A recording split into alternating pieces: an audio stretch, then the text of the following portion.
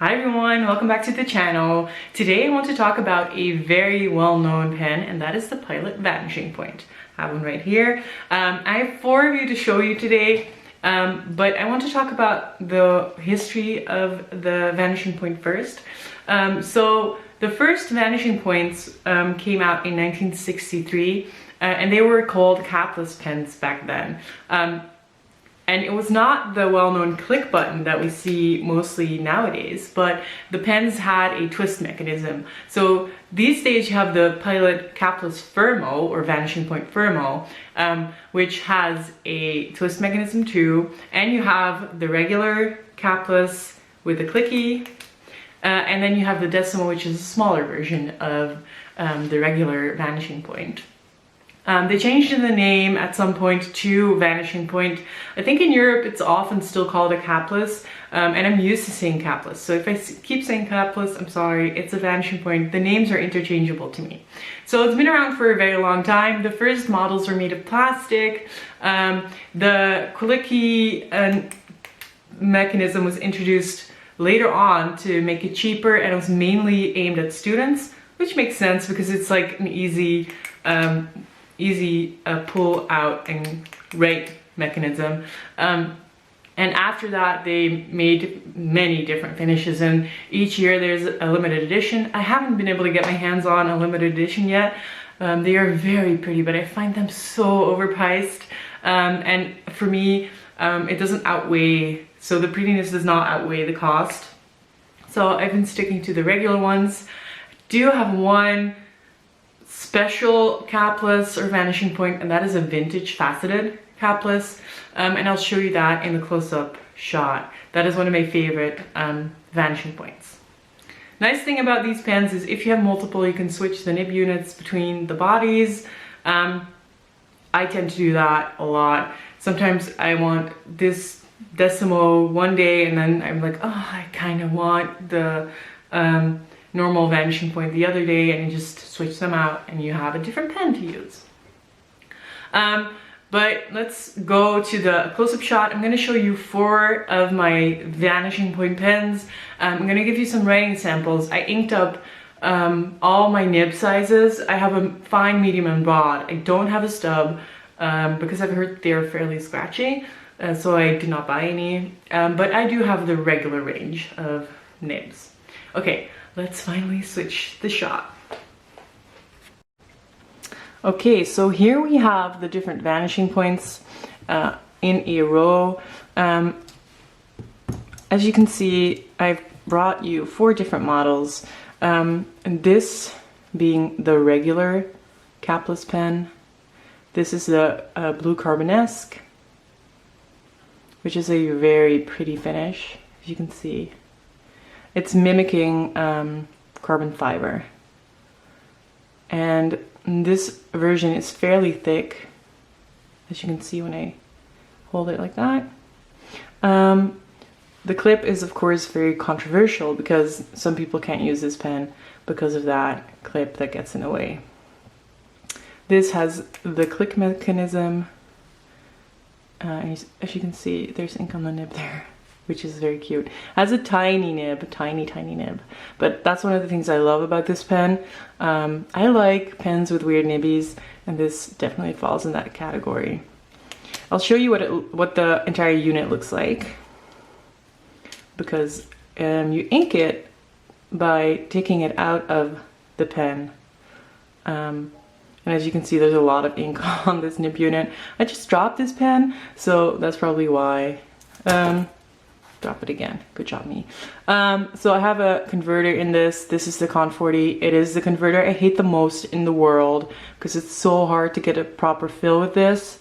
But you can use cartridges, and I'll show you what that looks like with the Decimo, because I have a cartridge in the Decimo. So yeah, this is the blue carbonesque regular Pilot Vanishing Point. This is the second one I got. I also have the matte black, which was the first one I got.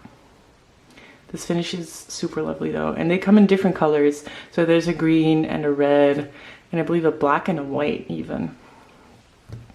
This is the Decimo, which is basically a slimmer version of the regular Capless if you see them side by side. you can definitely see how much slimmer it is. And it's also lighter. The length is basically the same. They have the same click mechanism. For this on the clip it says Decimo, so you know the difference, but I think the difference is fairly obvious. This is the violet version, which is very pretty. Same type of nib. You can switch them out, of course. And this is a very light version of the Capless pens. And I love this. This is my more go-to Capless version. The normal Vanishing point for me is a little heavy and a little thick. I can write with it, but not long stretches of time. And this one is much easier for me to write with on a longer session. I'll show you what I have in here. So this just looks like a silver thing. That is not the cartridge. When you get a Vanishing point, you get a cartridge protector. Excuse me for that mishap. And you need that to make sure that the clicking mechanism does not break the cartridge. So that's why you get one of these. You take that off, it's a little tight, and then you see the cartridge. Regular Pilot cartridge fits just fine. If you hate the Con 40 like me, you can just switch out or clean out the cartridges for more ink capacity and not useless converter annoyance. Also nice to note is that if you put the nib unit back in, there's like a notch where you have to put this section. So you know exactly how to put it back in. Like that. And then you... Oh, one thing you can run into is this, that it won't close. You just click the button and put it back on. It means you've depressed the button while it was unscrewed. So yeah, that's the Decimo. Lighter, smaller, thinner pen, which is lovely to write with. Then the Fermo. The Fermo is more expensive than the regular Pilot Capless or Vanishing point. And I think that's because they see this as a more premium design. Nibs are still interchangeable, but there are definitely some differences in this pen. So the trapdoor section, the end of the barrel basically, looks a little different. It's more flat. And it just looks a little more luxurious. Even the clip is a little different, as you can see. It's like there's more, even more design to the Fermo. The Fermo has a twist mechanism, which is really fun to use. As you can see, turning this knob brings the nib in and out. And it tells you when to stop twisting, and when you untwist it, it just goes basically automatically. So there's a stop here, which makes you stop twisting it. And when you pull it back from that stop, it just goes in. As you can see, I left the nib size sticker on there. I love doing that. It just makes me happy somehow. This pen is longer, or feels long. It's not actually longer. It feels much longer when you write with it than the normal Capless. And I think that's because this button, which is beautifully ridged, is heavier than the regular button and thicker.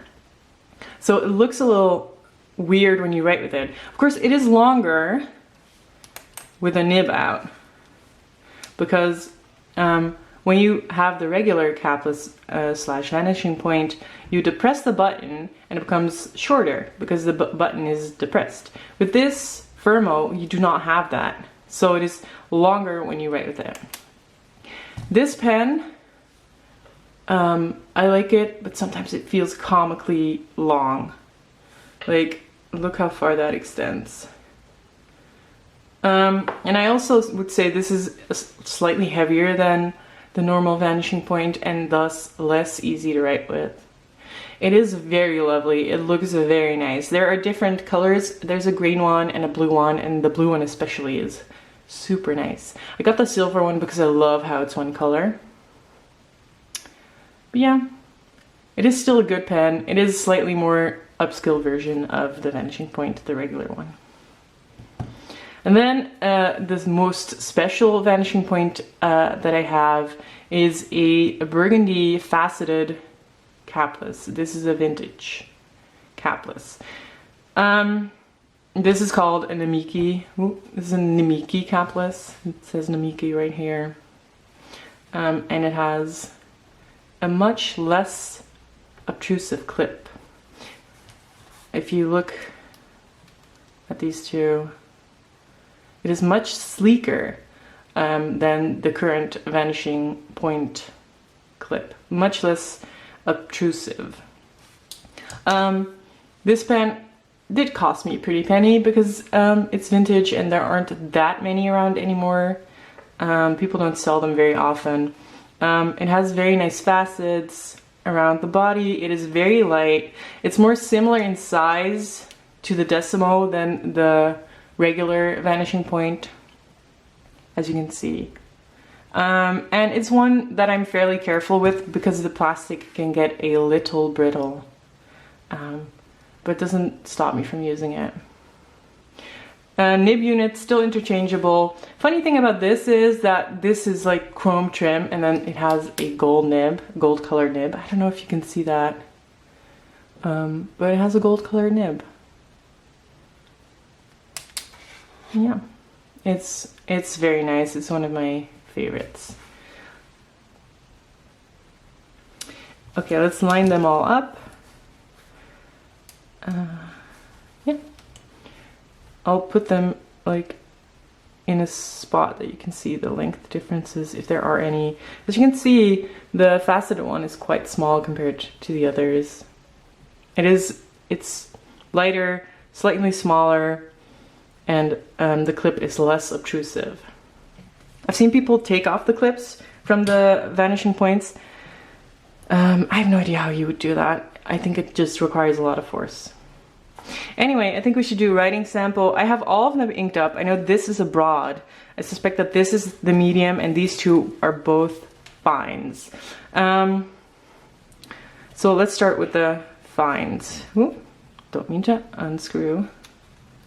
Okay, let's see how I'm gonna do this. Okay. Pilot, fermo, fine. The ink is Yamabudo. I've put Pilot inks in all of these pens. They're not the same inks, but they're all Pilot inks. So that is the fermo with a fine nib, and this is the faceted one. I believe this is Yamabudo too. Oh, no, this is blue black by Pilot. It's a cartridge. Pilot VP faceted. Also a fine nib. It's a little finer than the fermo. It is, I think the nib is just a little drier. Move this a little bit. This one has Yamabudo. I can see it because the nib is really grody. Yeah, you can see that. This is a Pilot VP normal lineup with a medium nib, which is clearly much broader. And then we have the Decimo with a broad nib with Pilot blue. And this is a Pilot VP Decimo with a broad nib. I know that this comparison is a little iffy because the nib sizes are different, but the inks are not the same, and it's best to do a comparison with the same ink. This is a very like informal comparison. So let's do a stripe of that, a stripe of this, and the two fine nibs. As you can see, the fines are definitely much finer. I'll put the Yamabudo next to the other Yamabudo. and the fines are really a joy to write with. I am a big fan of Pilot fine nibs. They are my favorite fine nibs of all time, because they're perfectly feedbacky, and they're not too feedbacky. Like, there's a smoothness and some feedback, and also they're always just the right wetness. And that's why I love it. I do tend to ink the vanishing points with Pilot ink, because even though they're not dry nibs, they do work best with Pilot ink, because there is like some collaboration between the Pilot nibs and Pilot inks. I don't know how it works, and I don't know if it's actually true, but it feels like Pilot nibs work best with Pilot inks because they were designed to be used together. And yeah, that's all the Pilot vanishing point types that I have, and all that I want to tell you about this. I hope you enjoyed this and that it was somewhat useful. I know I've rambled on for quite some time, but if you have any questions about this, even though I've talked for like 15 minutes, if there are still questions, please ask them in the comments. I hope you've enjoyed. Thank you for watching, and I'll see you next time. Bye bye.